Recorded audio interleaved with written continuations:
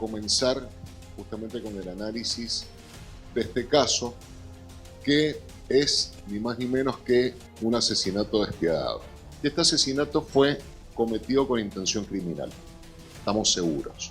La vida es justamente una película, no es solamente una fotografía. Tenía actividades económicas, sociedades, realizaba actividades bancarias, tenía armas, quiere decir que había aprobado todos los exámenes psicofísicos que se requieren para esto. Y también tenía en marcha juicios civiles, como actor y como demandado. Hace una falsa denuncia de paradero, tratando de sacarse de encima a la investigación policial. Denuncia el recupero de las armas. Yo les pido no se dejen engatusar. Engatusar quiere decir no le atributamos a Gil Pérez una condición que él no tiene, que es nada inimputable. Es que cuando dicten este veredicto de culpabilidad, que es evidentemente lo que la prueba va a convencerlos de eso, de la necesidad también en función del valor de justicia de dictar un veredicto de culpabilidad, yo les voy a pedir entonces, si él maulla, ladren más fuerte, ladren con el poder que les da la ley. A su tía Lili Pérez le disparó en 3 oportunidades y a su madre la estranguló con un lazo. Aún así, después de fallecidas estas personas, después que la mató, le colocó un hierro en la zona de la vagina y el ano, y además un hierro en el cráneo. Luego las enterró casi a 1 metro de profundidad, pero eso sí, les colocó piedras, luego tierra. ¿Para qué? Para que nadie advirtiera la presencia de esos cadáveres. Yo les pido que en ese momento declaren la culpabilidad, pero la culpabilidad por unanimidad. Bueno, tremenda el relato, ¿no? Que ya conocemos, pero no de esta manera, de lo que hizo con su tía y su madre. Claro.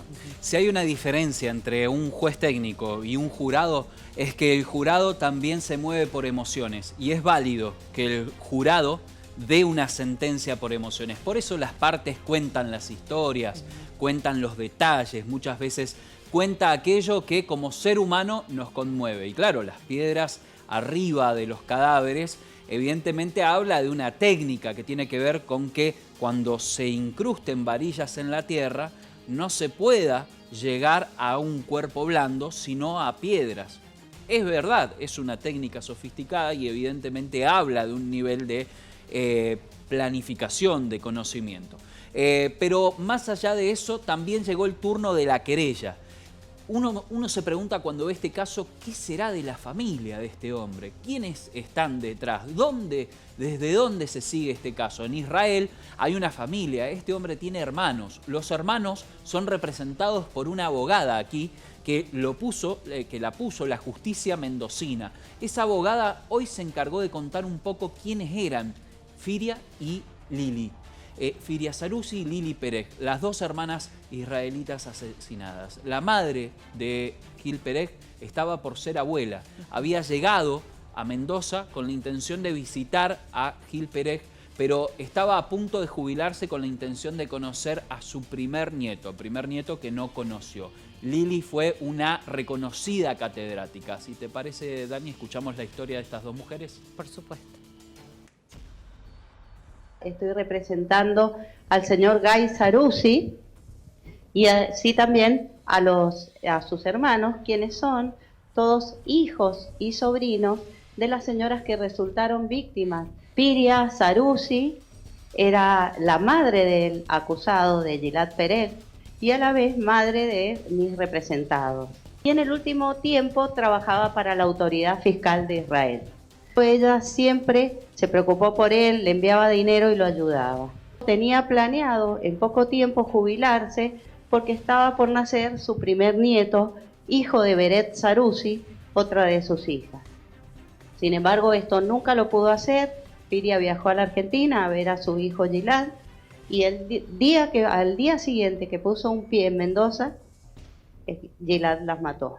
Lili Pereg es una hermana menor de Piria. Se había formado en universidades muy prestigiosas de Europa, donde había vivido varios años, con doctorados en Sydney, en postdoctorados en Alemania.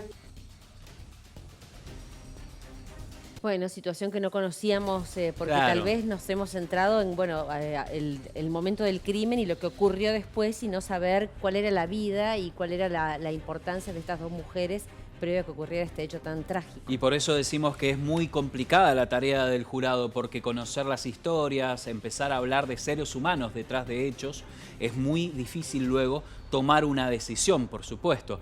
Después llegó el turno de la defensa, aquellos abogados que trabajan con la intención de que Gil Pereg sea declarado no culpable o culpable con atenuantes. Y aquí es que aparece un dato no menor. Por primera vez escuché a unos abogados defensores asegurar ante un jurado que no estaban buscando la libertad de su defendido. Lo que ellos... No están negando que él haya sido autor del hecho. Exactamente, lo que ellos están planteando es que de ninguna forma están pidiendo la libertad de Gil Pereg, pero sí están pidiendo que haya una diferencia luego de su veredicto. Es decir, que no vaya a penitenciaría, pero que sea tratado psiquiátricamente. La diferencia obviamente está en que en una cárcel hay un tipo de tratamiento para los reos y hay otro tipo de tratamiento para las personas enfermas mentales en un lugar con las condiciones necesarias. ¿Existe en Argentina? Ese es otro debate. Ese es otro debate, si existe o no existe un lugar para poder tener a una persona de alta peligrosidad. Claro.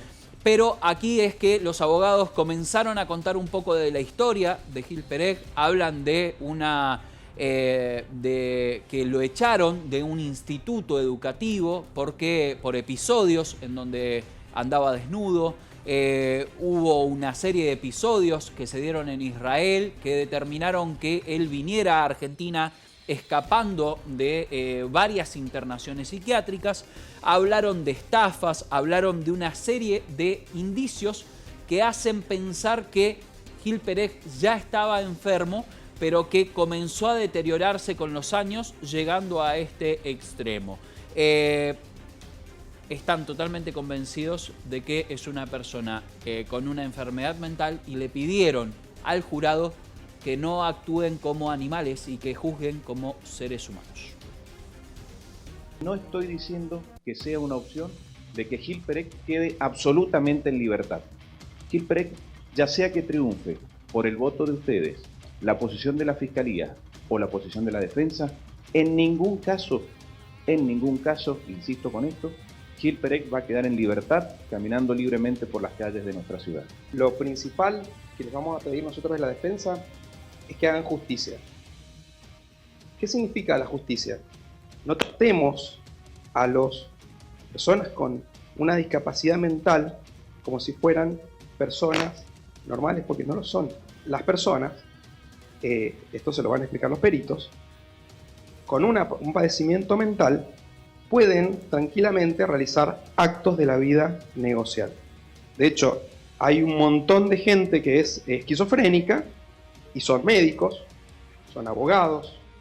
Gil estudiaba en el Instituto Technion de Israel y empezaron a verse ahí los primeros indicios de su padecimiento mental. Andaba por el campus desnudo, lo desalojan del mismo por las condiciones de suciedad. En Israel, cuando empieza a pasar esto, fue internado varias veces en institutos neuropsiquiátricos de Israel.